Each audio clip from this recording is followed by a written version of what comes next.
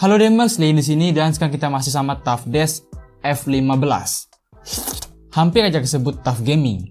Ini adalah laptop yang gue unboxing seminggu lalu dan sekarang gue bakal ceritain apa aja pengalaman spesial dan apapun yang bisa gue bagiin soal laptop Asus yang udah RTX 3060 ini. Inilah review TUF Desk F15.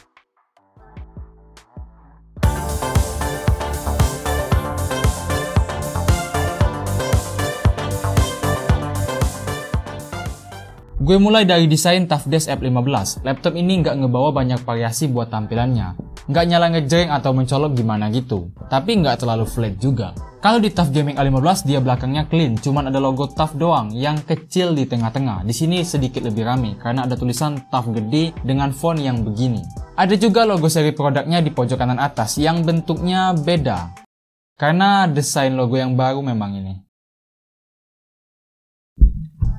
Untuk dimensi keseluruhan, TUF Desk F15 panjangnya 36 cm, lebar 25 cm, punya ketebalan 1,99 cm dengan berat 2 kg aja.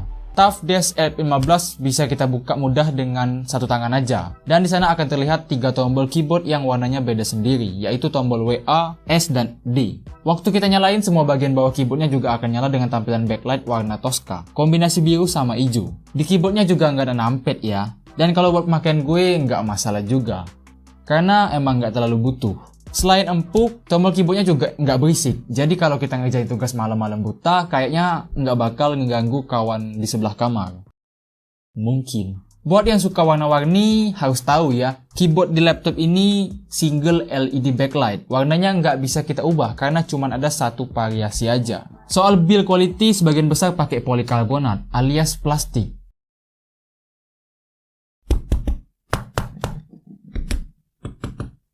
Tapi tenang, walau sebagian besar adalah plastik, dia udah solid dan bagus kok. Udah rapi, padat dan kokoh maksudnya.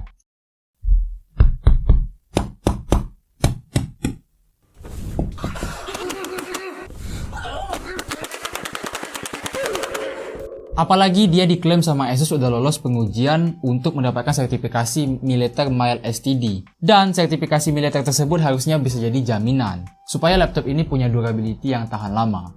Soalnya buat dapat sertifikat itu sebuah laptop harus melewati uji ketahanan di suhu dingin atau panas, guncangan, kelembapan, dan benturan.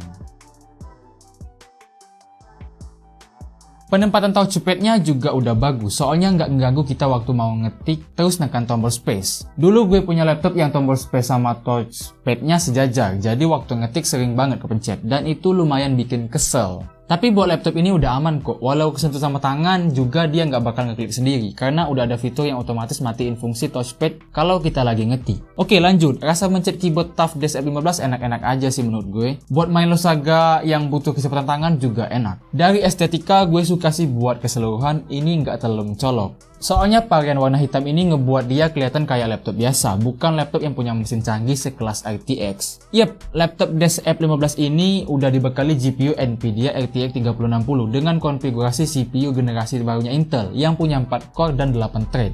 Selain itu, TUF Desk F15 ini juga punya refresh rate 144Hz. Untuk spesifikasi lebih detail, Asus TUF Desk F15 menggunakan prosesor generasi ke-11 Intel alias Tiger Lake, yaitu i7 1137H dengan GPU RTX 3060 6GB GDDR6. Terus untuk storage, dia udah pakai M.2 SSD NVMe berkapasitas 512GB, PCIe generasi ketiga, dan RAM 16GB, DDR4 berkecepatan 3200MHz. Terus layarnya ini berukuran 15,6 inci yang udah 144Hz dengan panel IPS label dan tentunya juga udah beresolusi Full HD. Oh iya, ada catatan sangat-sangat penting buat kamu yang pengen atau minat buat ngebeli laptop ini.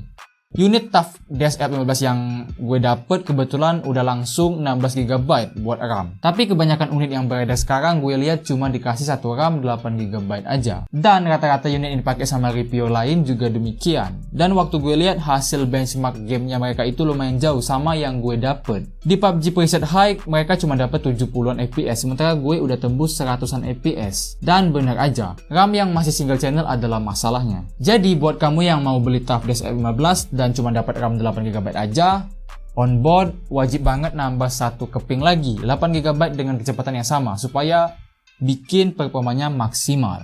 Karena dual channel ternyata impact-nya bisa segede itu.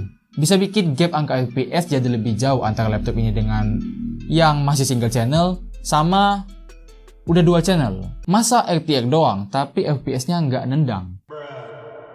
Oke, ngomong-ngomong soal FPS, berikut adalah benchmarking gue dengan skema gaming. Beberapa ada yang gue mainin di preset rata kanan dengan resolusi yang udah Full HD tentunya.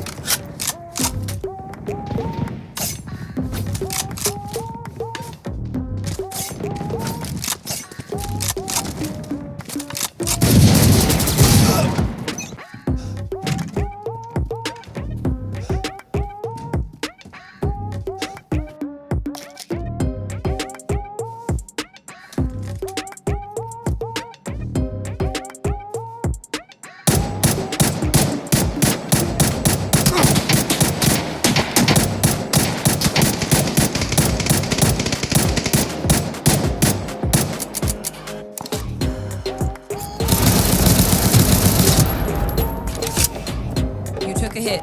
Use a reanimator to patch yourself up.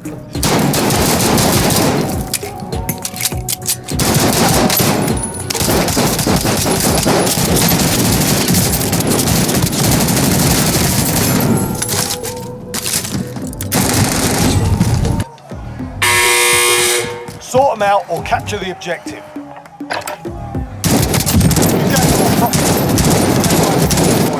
Dan yang namanya laptop gaming kan ya, pasti ada software khusus yang dirancang supaya kita sebagai pengguna bisa ngetuning performa laptopnya. Entah itu ngerubah kipas supaya suhunya lebih adem, ngetuning CPU sama GPU supaya lebih kenceng, dan supaya dia juga cepet meledak.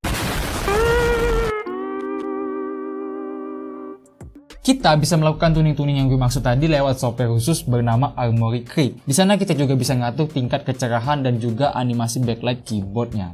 Oh iya, mode performance dia bakalan gedein clock GPU ya. Sementara untuk paling tinggi alias turbo adalah untuk ngeboost clock GPU dan CPU juga. Tapi perlu kamu tahu kalau mode turbo akan terbuka atau cuma bisa dipakai kalau laptop ini dalam keadaan di charge alias tercolok ke listrik. Kalau enggak, dia disable, enggak bakal bisa kita hidupin. Oke, skor benchmark kan biasanya jadi patokan. Dan inilah beberapa skor benchmark Tapdesk F15 menggunakan software yang biasa gue pakai.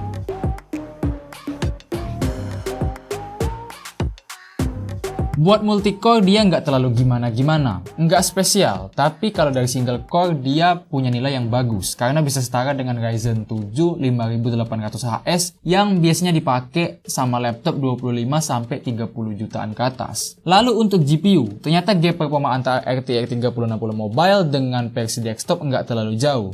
Sekitar 20% aja bedanya. Anyway, kalau lu kurang puas sama layarnya yang cuman 15,6 inci ini aja, lu bisa pakai monitor eksternal untuk penambah dengan kriteria 2 monitor 4K atau 1 monitor beresolusi 8K, 8K. Layarnya emang nggak sempurna buat masalah warna karena gamut sRGB-nya masih 69% aja. Tapi sRGB 100% jadi wajib kalau lu mainnya di bidang editing visual atau desain grafis yang emang perlu warna seakurat mungkin. Tapi ada sih solusinya kalau lu mainnya soal begitu tapi pengen beli laptop ini. Karena ini support 2 monitor 4K, kita bisa jadi tambah monitor eksternal yang sRGB-nya udah 100%. Kalau lu ada duit juga sih. Atau sekalian aja beli versi yang Tapdesk F15 FX516PR. Dimana itu GPU-nya adalah RTX 3060 dengan layar 240Hz yang juga udah 100% sRGB-nya. Ginjalnya dijaga ya. Untuk konektivitas laptop ini juga udah mantep. Di kiri ada satu port HDMI, satu port Type-C Thunderbolt 4 yang support power delivery, port kabel LAN, DC-in, jack 3,5mm, dan satu USB 3.2 Type-A. Sementara sisanya di kanan ada dua USB 3.2 Type-A juga.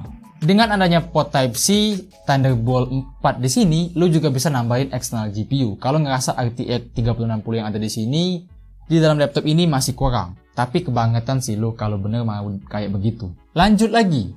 Buat booting atau urusan transfer file dia juga udah kenceng karena kecepatan baca sama tulis SSD-nya bisa sampai 3000 MB per detik. Dan kalau lo adalah tipe orang yang hobi ngoleksi game atau main game hardcore kayak Call of Duty atau game-game lain yang ukurannya di atas 50 GB, ada slot expansive storage kok. Masih ada satu slot M.2 lagi, bukan SATA. Jadi udah pasti kalau mau nambah penyimpanan, SSD yang bisa dipakai atau bisa kita tambah, kecepatannya nggak nanggung-nanggung. Sekarang kayaknya di laptop nggak bakal ada lagi slot SATA. Mungkin ya. Soalnya slot ekspansi storage di sini udah M.2. Untuk konektivitas wireless, laptop ini juga udah cakep karena udah pakai Wi-Fi 6 dan Bluetooth 5. Wi-Fi 6 pakai banget sih di sini karena ngebuat latensinya jadi minim banget. Walau dipakai buat wifi-an di cafe atau di mana aja, bisa nyaman tanpa ada kendala. Kalau nge-lag atau suka putus, bisa dipastikan itu bukan karena laptopnya, tapi karena koneksinya. Pastiin. Sementara untuk urusan suara, di sini ada stereo speaker yang letaknya ada di bagian bawah body. Tadinya gue mikir suara speakernya bakalan agak kependek karena posisinya di bawah. Tapi ternyata emang karakter suara speakernya yang mirip-mirip kayak cempreng kependek gitu. Kita lanjut ke urusan baterai. Kalau buat nonton YouTube dengan kecerahan 40%, laptop satu ini bisa tahan setengah hari, sekitar 11 jaman. Tapi untuk skema main game beda lagi. Waktu gue main PUBG dengan preset high, rata kanan, dan mode performance, dia sejam udah makan baterai sekitar 60%an. Belum ultra loh itu. Oh iya, gue mungkin hampir kelupaan. Tiger Lake yang ditanam di Dash F15 ini juga udah ngebawa iGPU alias Integrated Graphics Card, yaitu Intel Iris Xe. Buat jaga-jaga, kita bisa hidupin mode iGPU itu. Dengan demikian, maka dia otomatis beralih ke Iris Xe untuk GPU-nya ketika baterai udah di bawah 40%. Hal itu pernah gue alamin waktu ngedit, dimana waktu ngedit dan baterai gue nyentuh 30%, ternyata akselerasi hardware-nya otomatis pindah. Bukan lagi RTX, tapi Iris Xe. Ya, dengan demikian editing gue jadi keganggu karena Iris Xe yang jauh lebih lelet dari RTX. Mau nggak mau gue charge dulu sampai penuh. Dan kalau soal ngisi baterai, dia udah full. Kalau kita charge sejam lebih, sejam setengah. Selain speaker, satu hal lagi yang jadi kekurangan di laptop ini adalah dia nggak punya webcam. Ini dibuat mungkin supaya layarnya bisa lebih luas. Tapi bezelnya kok menurut gue masih lumayan lebar ya, tebal. Dan mau gimana pun soal heatsink yang ada di laptop ini, mode performance sama mode turbonya tetap kerasa panas di tangan. Khususnya di keyboard bagian atas. Cuman jangan salah tangkep ya. Panas yang gue maksud di sini konteksnya beda-beda. Karena setiap gen dan software itu punya beban yang beda-beda juga. Ada yang lebih makan beban dari prosesor, ada yang seimbang antara ngambil beban GPU sama CPU, dan ada juga yang lebih dominan ke GPU aja. Tapi buat masalah panas di sini dia udah punya 4 hex house yang udah cukup baik untuk ngebuang panasnya. Masing-masing 2 ada di atas keyboard dan 2 lagi di kiri sama kanan. Dulu sebelum nyentuh laptop beginian, gue sempat mikir kalau laptop tipis itu nggak bakal bisa pakai GPU sekelas RTX 30 series. Karena kan space-nya sempit banget. Tapi sekarang itu udah jadi mitos dengan laptop ini yang jadi salah satu buktinya. Oh iya, kayak yang gue bilang tadi, masih ada satu versi lagi yang pakai RTX 3070. Varian yang itu dia jauh lebih mantap lagi. Namanya Asus TUF Desk FX 516 PR. Tapi harganya juga... Oke, kesimpulan gue soal TUF Desk F15 ini udah pas lah sebagai laptop gaming di kastanya, karena dari performa dan desain dia bisa jadi salah satu pilihan yang terbaik di kelas harganya. Yang paling kerasa sedap itu layarnya sih, karena waktu gue main Lost Saga yang adalah game 30 fps malah kerasa kayak 60 fps, dan waktu gue ladder jadi mudah menang. Mungkin buat sebagian orang yang udah biasa ngerakit PC, 21 jutaan rupiah itu buat harga laptop begini udah tergolong mahal. Tapi buat yang udah tahu sama ekosistem mobile pasti kebalikannya.